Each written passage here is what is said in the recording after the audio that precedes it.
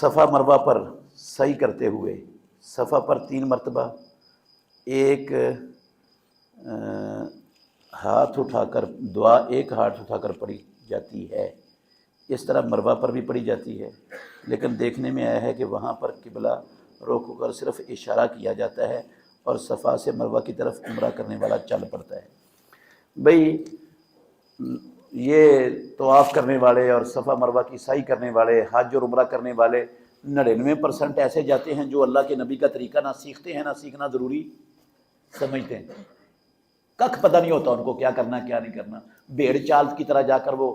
کوئی ویڈیو بنانے کے لیے جاتا ہے، اپنی سیلفیاں بناتے ہیں جا کر وہاں پر، ان کو غرض عبادت سے نہیں ہوتی، غرض سیلفیاں بنانے سے ہوتی ہے کہ ہم اپنی سیلفیاں بتائیں دنیا کو کہ ہم عمرہ کر رہے ہیں بیت اللہ کا۔ ککھ نہیں سیکھتے، ککھ کا پتہ نہیں ہوتا، تلبیہ پڑھنا نہیں آتا۔ اللہ کی قسم میں نے اپنی آنکھوں سے ایسے لوگ دیکھے جن کو تلبیہ پڑھنا نہیں آتا تھا، کلمہ بھی نہیں آتا تھا، آئے ہوئے تھے کیا کرنے؟ حج کرنے۔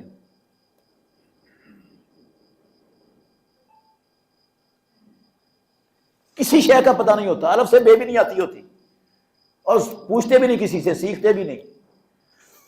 محمد الرسول اللہ صلی اللہ علیہ وسلم کا طریقہ ایک ہاتھ سے دعا کا نہیں ہے، صفا مروہ پر دونوں ہاتھوں سے دعا کا طریقہ ہے۔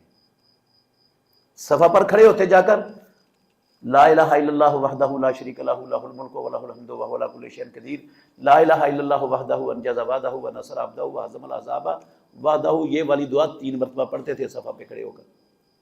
اور اس کے درمیان میں جتنی بھی لمبی دعائیں آپ چاہیں کریں، اللہ کے نبی لمبی دعائیں کرتے تھے۔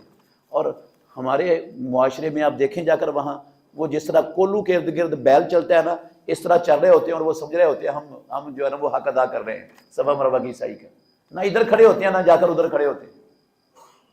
وہ کولو کی بیل کی طرح چل رہے ہوتے ہیں۔ جہالت انتہا کی ہمارے معاشرے، ایک ہاتھ سے دعا کا کوئی تصور نہیں کہیں پر،